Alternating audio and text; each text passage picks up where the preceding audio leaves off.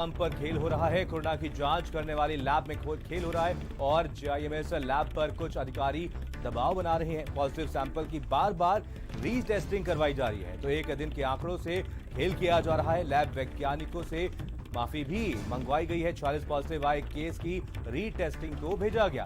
तो कोरोना जांच की लैब पर प्रशासनिक नियंत्रण ना हटा तो खेल लगातार जारी रहेगा। नोएडा में कोरोना लैब की जांच में खेल लगातार जारी है, तो रीटेस्टिंग लगातार करवाई जा रही है।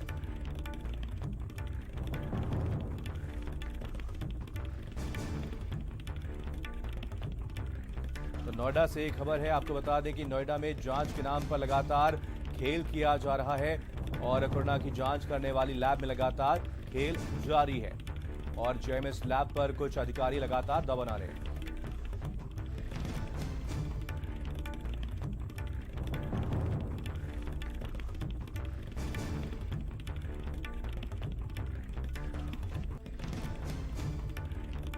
जी चलिए, और ज्यादा जानकारी के लिए हमारे साथ हमारे संवाददाता जुड़ गए हैं। लखनऊ से संजय जुड़े हैं, वहीं दानिश नोएडा से जुड़े हैं, वहीं रवि हमारे साथ हमारे संवाददाता दिल्ली से जुड़ गए हैं। सबसे पहले दिल्ली लेके चलेंगे आपको। रवि, यहां पर अगर बात की जाए दिल्ली की, तो लगातार संक्रमण बढ़ते ही जा रहे हैं। क्या कुछ वजह है कि यहां पर इन आंकड़ों को कंट्रोल नहीं किया जा पा रहा है?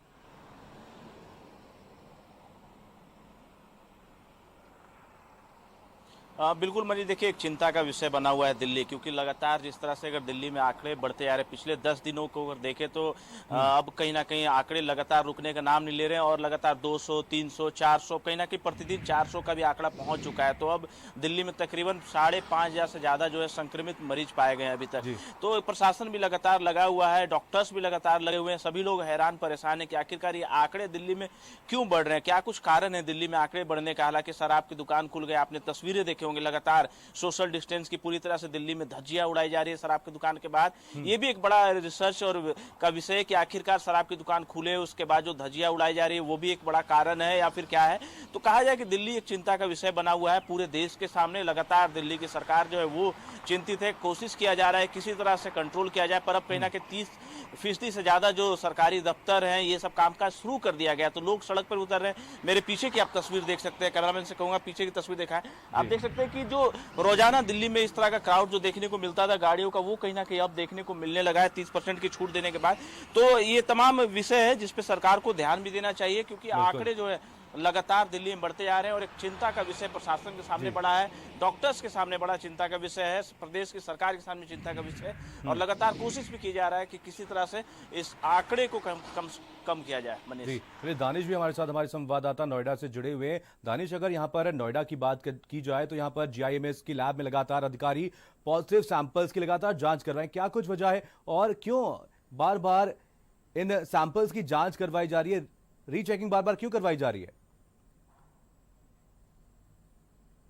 देखिए, उत्तर प्रदेश के जो अधिकारी हैं ये आंकड़ों की जो बाजीगरी है इनको सबसे ज्यादा और सबसे अच्छी तरीके से आती है। शायद यही वजह है कि इतनी महामारी के दौरान भी जो पॉजिटिव रिपोर्ट्स आती हैं वो जो है मतलब रिकॉर्ड्स में तब्दील ना हो, लिहाजा इस वजह से उनको बाकायदा रीटेस्टिंग कराई जाती है। जिम्स में जो लैब बनी हुई है, 46 पॉजिटिव मरीज आए थे, उनको उन 46 पॉजिटिव को नहीं दिखाया गया कि हाँ ये हमारे पहुंच मिले, उनको वापस जो है भेजा गया री सैंपलिंग करने के लिए, यानी दोबारा से उसकी जांच होगी। तो अंदाजा लगाया जा सकता है कि यहाँ पे आंकड़ों की बाजीगरी खेली जा रही है और ये दिखाने को कोशिश हमारे वहां सब कुछ ठीक है, जबकि ये एक काफी ज्यादा सोचने का और गंभीर विषय है कि जब तक हम ये बताएंगे नहीं कि हमारे वहां इतने मरीज हैं तब तक इलाज संभव नहीं हो। बिल्कुल, चलिए, आपकी आवाज हम तक साफ नहीं पहुंच पा रही है दानिश। अब रुक करेंगे लखनऊ का। संजय, अगर यहां पर लखनऊ की बात की जाए तो 6 नए मामले सामने आए हैं। क्या कुछ वजह है कि लखनऊ में लगातार आंकड़े बढ़ रहे हैं? बिल्कुल मनीष, जिस तरीके से लखनऊ के आंकड़ों की बात करें तो 600 से ऊपर की जो सेंसिटिव केसेस थे उनकी जांच मेडिकल कॉलेज पहुंची थी। वहां पे 41 केसेस पॉजिटिव पाए गए हैं, जिसमें लखनऊ 16 बताए जा रहे हैं, कानपुर है, आगरा है और कन्नौज 1 केसेस है। लेकिन जो संख्या है वो लगातार बढ़ती जा रही है और जिस तरीके से कल रानी लक्ष्मीबाई में एडमिट जो केस किया गया है उसने करीब 50 से ज़्यादा लोगों को क्वारंटाइन करने पर मजबूर कर दिया, चूँकि उसके जो ट्रेवलिंग थी वो ज़्यादा से ज़्यादा लोगों तक पहुँची है। इसकी वजह से इतने लोगों को क्वारंटाइन किया गया है। लेकिन अगर आंकड़ों की बात करें, जैसे कि नोएडा में बात कर रहे थे, तो राजधानी लखनऊ में भी ऐसा ही कुछ देखने को मिल रहा है। जिला प्रशासन की जो रिपोर्ट आती है वो अपनी रिपोर्ट अलग कोरोना के आंकड़े होते हैं, सीएमओ की जो रिपोर्ट आती है वो अलग रिपोर्ट आती है। और मेडिकल कॉलेज चूंकि यूपी का सबसे बड़ा जो जांच सेंटर है वो इस समय बना हुआ है, वहां की जो जांच की रिपोर्ट आती है वो अलग है। जिस तरीके से सीएमओ की जानकारी मिल रही है, आज उन्होंने 6 केसेस बताए हैं, लेकिन जो मेडिकल कॉलेज से जांच आई है वो 16 केसेस बताए जा रहे हैं।